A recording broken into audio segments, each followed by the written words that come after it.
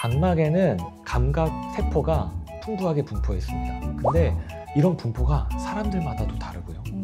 그리고 건조증에 대한 민감도도 다르고, 그리고 저희가 객관적으로 볼 때 건조증이 심하지 않아도 주관적으로 심하게 느끼는 사람도 있고요. 반대인 경우도 있어요. 근데 이 모든 게 대부분은 다른 이상이 배제가 된다면 건조증입니다. 자, 이제 시력 교정술에 대한 질문을 좀 해보도록 하겠습니다. 시력 교정술을 진행하면 그 이후에 시력이 떨어지기도 하나요? 아쉽게도 떨어지기도 합니다. 이게 영구적으로 유지가 되면 좋은데요. 이 세상에 영원히 유지되는 수술 방법은 없습니다. 시력이 떨어지는 거를 저희가 이제 근시퇴행이라고 부릅니다. 이 몸 상태가 뭔가 인위적으로 상태를 바꿔도 원 상태로 돌아가려는 원리 때문에 그렇습니다. 그 원인은 아직 뚜렷하게 밝혀지고 있지는 않은데요. 크게는 두 가지 가설이 있습니다. 하나는 우리가 이제 수술할 때 각막을 깎게 되잖아요. 각막을 깎고 수술 후에 각막이 회복되는 과정에서 각막의 곡률, 각막이 이제 구형으로 되어 있잖아요. 그 곡률이 바뀌면서 근시가 생긴다는 이론이 있고요. 그 다음에 두 번째는 근시는 평균적인 사람들보다 안축장, 그러니까 눈의 앞과 뒤까지의 길이, 안축장이 깁니다. 길어지면서 근시가 생기는 부분도 있습니다. 그래서 근시가 생기면 그러면 다시 수술 전 상태로 돌아가냐? 그렇지는 않고요. 평균적으로 한 10에서 20% 정도라고 보면 되고, 수술을 하고 근시가 생기는 시기도 사실은 제각각입니다. 뭐 수술하고 6개월 이내 재발하기도 하고요. 아니면 1년, 심지어 몇 년 뒤에 재발하기도 하는데, 근시가 재발하게 되는 가장 큰 이유는 근시가 아주 심할수록 더 확실하게 재발하게 됩니다. 그래서 근시가 심한 분들은 확실히 다시 눈이 나빠질 확률이 큰 거죠. 이 점이 좀 아쉽기는 한데요. 그래도 수술을 통해서 분명히 안경을 벗고 어느 정도 시력이 유지되는 기간이 있다 보니까 관심이 있으신 분들은 검사하고 수술을 안전하게만 할 수 있다면 하셔도 좋죠. 근데 뭔가 큰맘 먹고 수술했는데 시력이 떨어지면 너무 슬플 것 같아요. 맞습니다. 사실 수술을 하고 이렇게 저희가 경과가 괜찮으니 이제 안 오셔도 됩니다 하는데 몇 년 지나고 시력이 떨어져서 오신 분들 중에 이제 검사를 해보면 다른 이유가 있어서 시신경이나 망막에 이상이 있어서 시력이 떨어지는 분도 있지만 대개는 근시퇴행인 경우가 많죠. 근데 이는 막을 수가 없는, 저희가 어떻게 예방할 수가 없는 증상입니다. 그러면 수술을 했는데 거기 또 수술하고 할 수도 있는 건가요?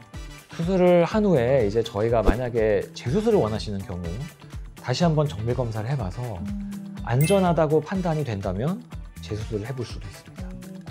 네. 그러면 이 근시퇴행이 발생하는 딱 주요 원인이라고 할 수 있는 게 있을까요? 아까도 말씀드렸지만 사실 아직까지 확실한 원인은 없습니다. 네, 근데 이제 가장 확실한 게 그래서 각막의 곡률 변화와 안축장의 증가. 그 두 가지가 가장 유력한 가설로 인정받고 있습니다. 네, 인터넷에서 보던 이 시력이 막 떨어졌어요 하는 그 이유가 이거였군요. 맞습니다. 사실 이번 질문이 시청자분들이 가장 궁금해하셨던 부분이 아닐까 싶은데요.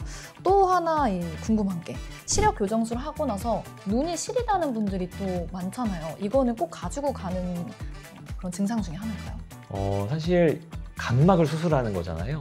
각막에는 감각 세포가 풍부하게 분포해 있습니다. 근데 이런 분포가 사람들마다도 다르고요.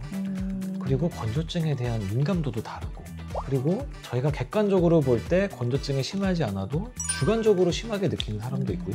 반대인 경우도 있어요. 근데 이 모든 게 대부분은 다른 이상이 배제가 된다면 건조증입니다. 건조증을 많이들 뻑뻑하다, 눈이 마른다 이런 느낌으로만 생각을 하시는데 실제로 시리거나 이물감이 있거나 통증이 있거나 이런 증상들이 건조증 증상이에요. 근데 인공눈물로 단순하게 해결이 되는 경우도 있고요. 약물 치료가 동반이 된다거나 아니면 건조증 레이저 등의 치료가 필요할 수도 있어요. 그렇지만 수술 직후에 그런 증상이 나타난다고 너무 그런 약제들을 다량으로 써서 치료를 하기보다는 대부분은 시간이 지나면 나아지는 분들도 많아요. 그래서 조금 지켜보다가 해결이 안 되면 그런 치료를 하게 되는 경우가 좀 있다고 생각하시면 되겠습니다. 그럼 수술하고 나서 좀 가장 주의해야 할 점 뭐가 있을까요? 사실 말씀드리자면은 굉장히 많이 있어요. 뭐 예를 들자면 수술하고 나서 당연히 다치지 않아야 되겠죠. 그렇죠. 사실 다치는 것도 우연히 사고로 다치는 거잖아요. 그래서 조심하셨으면 하는 게 가장 큰 거고요. 염색도 사실 염색은 왜 안 되나요? 염색 약제가 건조증을 더 심하게 할 수 있습니다. 오. 네, 그래서 수술 직후에 염색하는 거를 조금 이제 저희는 권장드리진 않고요. 그리고 이제 당연히 음주나 음주. 예, 음주도 이제 상처 회복을 지연시키거든요. 그런 것도 있고 너무 과격한 운동도 사실 금지하고 있습니다. 왜냐하면 근력 운동을 할 때 너무 무게를 많이 하시면 안압이 올라가는 경우도 있어요. 아, 이게 힘을 주는. 예, 그래서 그런 것도 수술 직후에 좀 안 하셨으면 하고요. 그리고 뭐 안전상의 이유로 저희가 이제 운전도 예, 특히 야간 운전, 빗번짐이 생길 수 있기 때문에 야간 운전도 한 최소 1, 2주 이후에 하시기를 저희가 권장드리고 있죠. 그렇군요. 네, 소희원 아나운서님 오늘 바쁘신 가운데 이렇게 긴 시간 참여해 주셔서 감사하고요. 오늘 어떻게 안과에 대해서 궁금한 점 많이 해소가 되셨어요? 저도 최근에 이 시력 교정술을 알아보고 있었거든요. 근데 오늘 원장님한테 말씀 들으니까 좀 걱정이 좀 사라지는 것 같고요. 저 오면 잘 해주실 수 있죠? 당연합니다. 네, 언제든 한번, 오시면 네, 제가 환영합니다. 연락을 드리도록 하겠습니다. 네. 네, 더원서울 안과 유튜브 시청자분들 그리고 우리 소희원 아나운서님 오늘 유익한 시간 되셨길 바라고요. 다음 이 시간에도 유익한 정보 가지고 다시 찾아오도록 하겠습니다. 자, 그럼 저희가 또 마지막 인사는 귀엽고 깜찍하게 한번 해봐도 좋을 것 같아요. 알겠습니다. 하실 수 있으시죠? 해보겠습니다. 자, 그럼 구독과 좋아요, 알림 설정까지 부탁드리고요. 저희 유튜브도 많이 사랑해 주시기 바랍니다. 그럼 감사합니다.